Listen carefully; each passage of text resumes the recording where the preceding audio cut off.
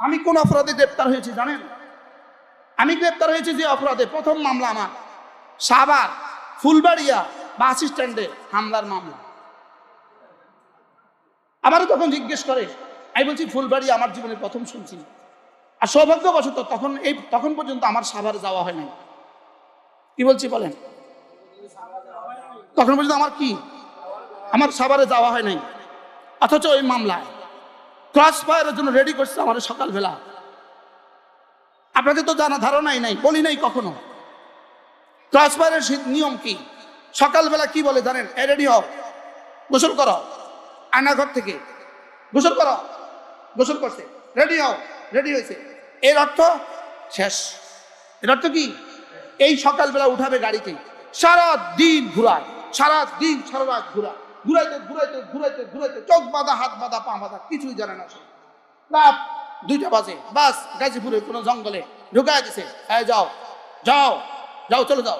তো জঙ্গলে ঢুকেছে, 50 গজ সামনে গেছে, পেছন থেকে গুলি করে দিছে। পরের দিন পত্রিকা, ক্রস ফায়ারে তিনি নিহত। এই ছিল সব নাটক। কি ছিল বলেন? যেদিন এভাবে আমারও বলছে উঠেন, রেডি হন, কি ছিল সকালবেলার ওই অবস্থা? শুধু আল্লাহরে কইছি, এক কথা বলছে, আল্লাহ চলে তো যাব, শুধু আব্বার কাছে, শুধু আমার মৃত্যুর শাহাদাতের তো সংবাদটা শোনা দিই আল্লাহ। কমপক্ষে আমি মারা গেছি এই কথাটা আমার পরিবারের কাছে শোনা দিই, এই সংবাদটা দিয়ে দিও আল্লাহ। শুধু এক টেনশন করছিলাম যে আব্বার কি হবে। আল্লাহ আব্বার খবরকে জান্নাতের টুকরো বানিয়ে দেন। কি দোয়া করছে সেদিন আব্বা, আল্লাহ জানে। সেদিন হয়তো দোয়া করছে, আল্লাহ তারা এই জালেমদেরকে যেন এই দেশে আর কখনো ফেরত না দেয়। আসবে না ইনশাআল্লাহ, বলেন ইনশাআল্লাহ, বলেন ইনশাআল্লাহ। আমাদের রক্ত ভুলবেন না, আমাদের কোরবানি ভুলবেন না। প্রতিটা টর্চার সেল থেকে সারা রাত চিৎকারের আওয়াজ আসতো, পিটাতে পিটাতে পিটাতে থকে গেছে এক একজন। এরপরে করছে কি, তার বিবিকে উঠায় নিয়ে আসছে, বিবিকে উঠায় নিয়ে পাশের রুমে বিবিকে পিটাতে শুরু করছে। বিবিকে কেন পিটাইতো? বিবি চিৎকার স্বামী শুনতো, স্বামীর চিৎকার বিবি শুনতো। এভাবে করছে। পৃথিবীর কোন জালেমকে রব ছেড়ে দেয় না। পৃথিবীর সব জালেম, কোন জালেমকে রব ছেড়ে দেয় না। বলেন রব কি দেয়? রব ছাড় দেন, ছেড়ে দেন না। কত টন চোখের পানির বরকতে, কত টন রক্তের বরকতে আপনারা স্বাধীন, আল্লাহ ছাড়া কেউ জানে না। কত কোটি কোটি চোখের পানির পরিবর্তে খুন আসা গেছে। খুন কি পরিমাণ চোখের পানি গেছে, কি পরিমাণ রক্ত ঝরছে।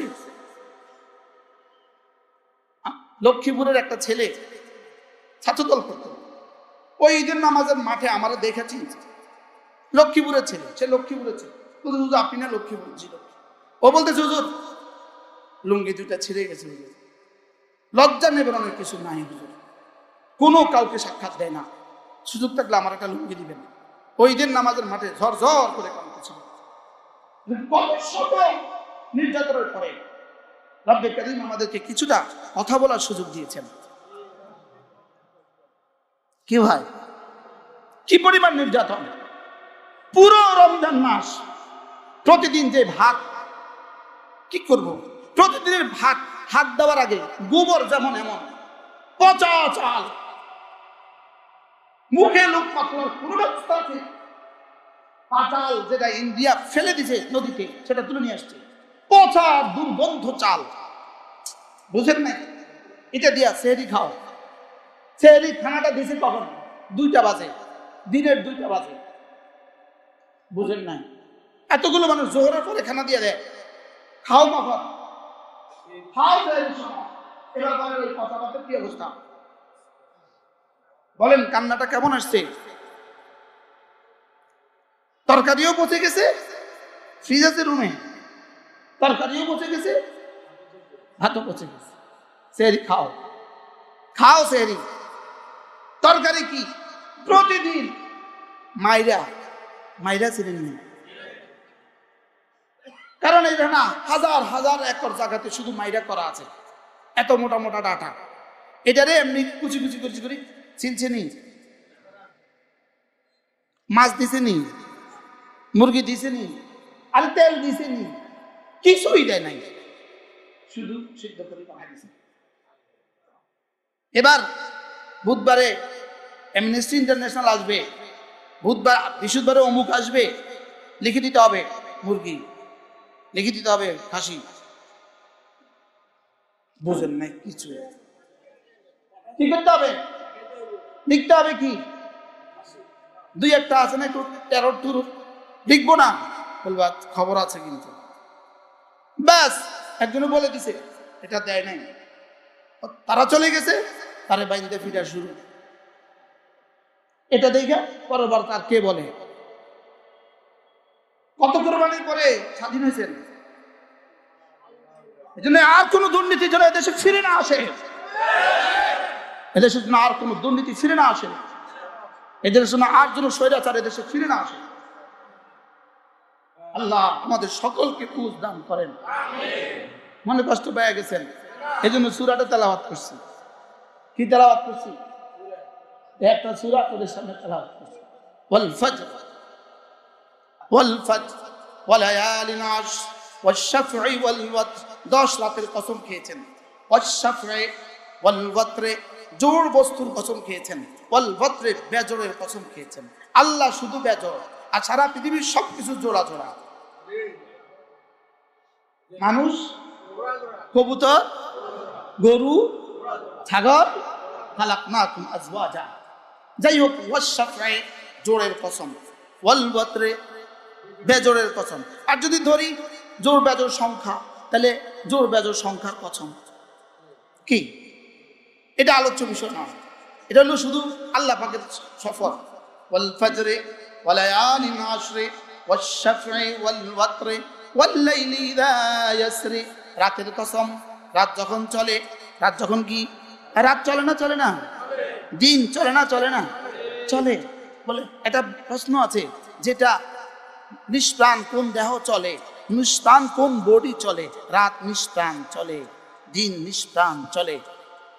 সুবহানাল্লাহ বলে না? আরে নিষ্প্রাণ লেকিন চলে, প্রাণ নাই লেকিন কি প্রাণ? জড় পদার্থ না জীব পদার্থ? জড় পদার্থ। দিন জড় না জীব? জড়, কিন্তু চলে। নিষ্প্রাণ লেকিন লেকিন নিঃশ্বাস নেয়। সুবহানাল্লাহ বলেন। নিষ্প্রাণ লেকিন কি না? এরপর আল্লাহ তাআলা বলেন কসম খেয়ে, ফজরের কসম খেয়ে বললাম। 2 নাম্বার 10 রাতের কসম খেয়ে বললাম। 3 নাম্বার জোরের কসম খেয়ে বললাম। 4 নাম্বার বেজোরের কসম খেয়ে বললাম। 5 নাম্বার রাতের কসম খেয়ে বললাম। এরপরে কি বললাম এটা নাই, কি বললাম এটা মাহজুফ, এটা উজ্জ। এটা কি? এটা উজ্জ। আজীব বিষয়, এতটা কসম খেয়ে কি বলবেন এটা উজ্জ। এটা কি? আল্লাহ তাআলা বলেন আমি কি বলতে চাই তুমি বুঝে লও। সুবহানাল্লাহ বলেন। আমি বললাম আল্লাহ, মুফাসসিরিন বলেন কি উজ্জ? আল্লাহ তাআলা কসম খেয়ে বলেন আমি ওয়াল ফজরে, ফজরের কসম খেয়ে বললাম। ওয়া লায়ালিন আশর, 10 রাতের কসম খেয়ে বললাম। আমি না বেজরের কসম খেয়ে বললাম, আমি না জোরের কসম খেয়ে বললাম, আমি না রাতের কসম খেয়ে বললাম। নিশ্চয়ই নিশ্চয়ই আখিরাত হবেই হবে, জাযা আর সাজা হবেই হবে। আখিরাত হবেই হবে, জাযা আর সাজা হবেই হবে। জাযা মানে পুরস্কার, সাজা মানে শাস্তি। জাযা আর সাজা হবেই হবে। বলেন জাযা আর সাজা হবেই হবে, জাযা আর সাজা হবেই হবে। এটা বলে নাই, এটা রেখেছেন উজ্জ্বল। এবার রব বলেন